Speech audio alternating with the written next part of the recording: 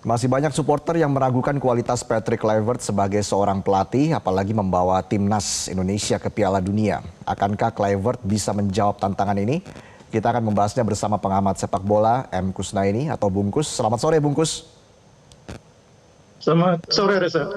Ya, Bungkus, kalau selama ini masalahnya soal komunikasi antara pelatih dan pemain di ruang ganti, kenapa harus Kluivert? Atau jangan-jangan masalah di ruang ganti ini hanya sebuah alasan yang dibuat-buat saja untuk menendang STY? Iya, sebetulnya problem di locker room itu terjadi ya. Di semua tim itu ada problemnya namanya locker room. Dan seharusnya itu bisa di-manage oleh pelatih. Kalau tidak bisa dibantu oleh pelatih, biasanya itu direktur teknik turun tangan. Cuma memang kemarin kan kita nggak punya direktur teknik yang definitif. Sebelumnya ada Coach Indra Safri, tapi kemudian Coach Indra Safri banyak menangani timnas usia muda. Sehingga bisa dibilang komunikasi antara pelatih dengan pemain itu tidak ada jembatannya. Karena kalau pelatih dengan pemain itu komunikasinya kan dengan bahasa teknis ya. Dan itu harus ada bantuan atau jembatan dari direktur teknik. Nah itu yang sayangnya kemarin tidak ada. Nah mudah-mudahan makanya sekarang ini sesudah Kluivert ditetapkan sebagai pelatih, PSSI juga segera bergerak. Jangan hanya ada pelatih kepala, tapi harus ada juga direktur teknik nanti. Karena tidak mustahil persoalan komunikasi nanti juga muncul. Jadi harus ada orang yang menjembatani dan itu orangnya direktur teknik. Kalau di ruang ganti itu siapa yang paling berkuasa Bungkus? Pemain, pelatih, atau ketum PSSI? Oh ya jelas pelatih lah, di ruang ganti itu pelatih. Ya oke lah, memang ketua umum PSSI itu dia orang nomor satu di sepak bola sebuah negara ya. Tapi di ruang ganti orang yang menentukan mau main dengan formasi apa, mau main dengan gaya main apa, siapa yang main, siapa yang diganti, yaitu pelatih. Dan itu apa ya, sesuatu yang tidak bisa diutak-atik, termasuk bahkan oleh pengurus. Jadi memang kalau urusan di kamar ganti itu atau di locker room itu pelatih adalah orang yang paling menentukan sekaligus paling berkuasa. Ya, yang jelas Kluivert kan akan dibantu oleh asisten pelatih yang bisa dibilang justru punya pengalaman yang lebih mentereng ini tampaknya dari Kluivert. Bagaimana ini bisa membantu Kluivert? Biasa sebetulnya. Dalam sepak bola itu biasa, pelatih kepala itu dibantu oleh asisten-asisten yang lebih berpengalaman itu biasa. Dan itu tidak hanya terjadi di Indonesia ya, di Eropa juga sering terjadi, pelatihnya itu masih muda, asistennya itu lebih senior. Itu biasa. Yang penting itu kan sebetulnya orang tahu tugasnya masing-masing. Kluivert tahu tugas dia apa, asistennya tahu tugas dia apa. Itu yang pertama. Yang kedua, yang namanya asisten itu kan tugasnya mensupport, mendukung pelatih kepala. Nah, jangan sampai asisten ini punya persoalan yang akan mempersulit pelatih kepala. Nah, itu yang juga perlu dicatat. Kita kan sekarang di media sosial ini kan bertebaran berbagai info tentang asisten pelatih. Ya mudah-mudahan itu bukan sesuatu yang bisa mengganggu nanti ke depannya. Karena pada dasarnya Kluivert ini datang ke Indonesia ini dengan beban yang berat. Tugasnya berat sekali. Pertama, dia harus meyakinkan bahwa dia adalah orang yang tepat. Itu nomor satu. Bahwa dia adalah orang yang tepat untuk mengangkat Indonesia naik level. Ketua umum PSSI kan selalu bilang ingin naik level, ingin naik level. Mimpi ke Piala Dunia. Itu kan artinya dibutuhkan orang yang naik, yang levelnya lebih tinggi dari Sintayong. Kluivert harus membuktikan dulu itu. Tapi sebelum membuktikan itu di pertandingan nanti, dia harus bisa meyakinkan publik di luar lapangan. Karena kan nanti yang terjadi kan 2 bulan dari sekarang sampai Maret. Itu kan proses di mana dia berkomunikasi dengan publik, berkomunikasi dengan pemain. Dia harus bisa menyelesaikan urusan itu dulu sebelum nanti bisa membuktikan dalam memimpin timnya di lapangan.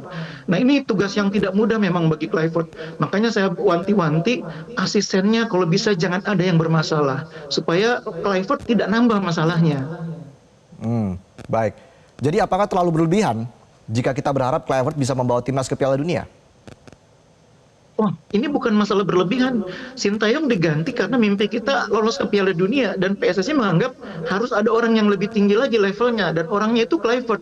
Jadi bukan masalah berlebihan. Memang harus Kluivert bisa membuktikan bahwa dia adalah orang yang tepat untuk menggantikan Sintayong yang bisa mengangkat level permainan timnas lebih tinggi lagi. Sekarang orang udah nggak bicara lagi soal proses, udah nggak bicara lagi soal percaya proses. Prosesnya udah lewat. Sekarang saatnya membuktikan melalui prestasi. Membuktikan dengan cara lolos dari kualifikasi putaran ketiga ini, minimal ke putaran keempat. Kalau bisa lolos langsung ke Piala Dunia tentu lebih baik lagi. Dengan pelatih asal Belanda dan juga banyak pemain timnas kita yang bermain di Liga Belanda begitu, Bungkus, apakah ini menjamin Kluivert bisa menjaga kondusivitas di ruang ganti, Bungkus? Untuk itulah kan dia direkrut. Untuk itulah dia memperbaiki locker room kata ketua umum kan. Jadi dia harus bisa melakukan itu. Dan memang keuntungan bagi Kluivert adalah pertama dia kultur sepak bolanya sama dengan pemain-pemain timnas yang ada saat ini di timnas senior ya. Dia sama-sama berasal dari Belanda. Yang kedua, dia adalah seorang pemain legendaris di Belanda. Karena itu pemain-pemain yang ada di timnas saat ini yang rata-rata berasal dari Belanda itu sungkan, segan kepada dia. Dan itu keuntungan dia. Karena memang butuh respect dari pemain kepada pelatih kalau kita mau membangun suasana locker room yang bagus. Jadi Kluivert punya keuntungan itu, minimal punya modal itu. Dia punya modal sebagai orang yang disegani oleh pemain. Yang kedua, dia punya kesamaan kultur dengan pemain-pemain yang sekarang ada di timnas. Nah, sekarang sesudah itu punya dua modal penting tersebut, dia tinggal membuktikannya dalam komunikasi, dalam adaptasi yang mudah-mudahan tidak butuh waktu lama. Sejauh mana peluang dari pemain Liga 1 untuk mendapatkan tempat di timnas dengan kehadiran Patrick Kluivert?